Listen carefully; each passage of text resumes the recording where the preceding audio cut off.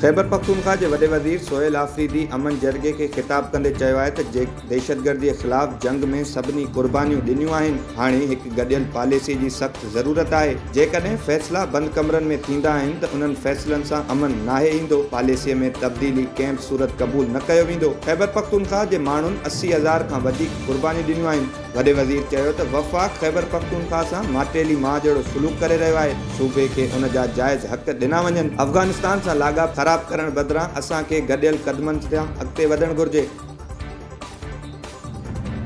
क़ौमी असेंबली में 27वीं आइनी तरमीम बाबति अॼु इजलास थी गुज़रियो। 27वीं आइनी तरमीम अॼु तरमीमुनि सां मंज़ूर थियण जो इम्कान आहे। क़ौमी असेंबली जो इजलास स्पीकर क़ौमी असेंबली सरदार अयाज़ सादिक जी सदारत में थी गुज़रियो, जंहिंमें 27वीं आइनी तरमीम अॼु मुख़्तलिफ़ तरमीमुनि सां मंज़ूर थियण जो इम्कान आहे। ज़रियनि मूजिब सेनेट में 27वीं आइनी तरमीम जो बिल पेश कयो वियो, जिते टेक्निकल ग़लतियुनि सबबि आइनी तरमीम मंज़ूर नाहे थी। क़ौमी असेंबली मां मंज़ूरीअ खां पोइ 27वीं आइनी तरमीम सेनेट में वापसि पेश थियण जो इम्कान आहे। 27वीं आइनी तरमीम तहत हिकु वफ़ाक़ी आइनी अदालत क़ाइमु करण सां गॾु पाकिस्तान जे सदर खे ताहयात छूट आर्मी चीफ जी जाइ ते दिफ़ाई फ़ौज जो सरबराह जो उहिदो ठाहियो वेंदो।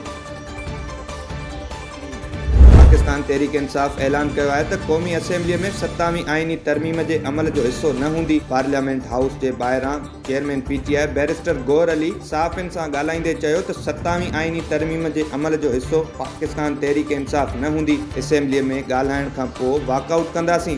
बैरिस्टर गौहर अली चयो त नवाज़ शरीफ़ सम्झी रहियो आहे त उन लाइ रेड कारपेट विछायो वेंदो, पर संदसि लाइ कंहिं बि रेड कारपेट नाहे विछायो।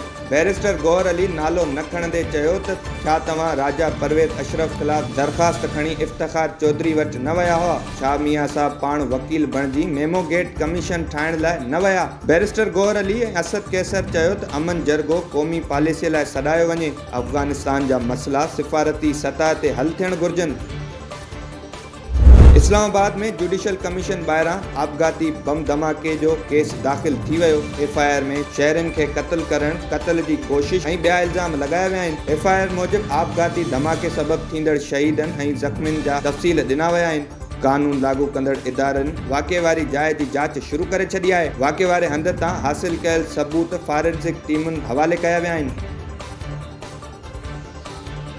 सेक्रेटरी सिंध सैयद आसिफ हैदर शाह अॼु emergency operation and control centre जो दौरो कयो। उन मौक़े ते सेक्रेटरी सिहत कमिश्नर कराची पिणु मौजूदु हुया। चीफ सेक्रेटरी सिंध खे emergency operation and control centre में माता, रोबीला ऐं पोलियो खां बचाव जी मुहिम बाबति तफ़सीली ब्रीफिंग ॾिनी वई। चीफ सेक्रेटरी सिंध चयो त माता ऐं रोबीला खां बचाव जी मुहिम 17 नवंबर खां 29 नवंबर ताईं जारी रहंदी, जंहिं दौरान 5 सालनि ताईं जे ॿारनि खे मुफ़्त वैक्सीन फराहम कई वेंदी। इजलास में वालदेन खे पिणु हिदायत कई वई त इहे पंहिंजे ॿारनि खे MR खां बचाव जी वैक्सीन लॻाराइनि ऐं 5 सालनि खां घटि उमिरि वारे ॿारनि खे पोलियो खां बचाव जी वैक्सीन ज़रूरु लॻाराइनि। उन मौक़े ते emergency operation and control centre जे अॻूणे कोऑर्डिनेटर इरशाद सोधीर जी ख़िदमतुनि खे साराहियो वियो। हिन वक़्तु कराचीअ में को बि पोलियो केस रिपोर्ट नाहे थियो।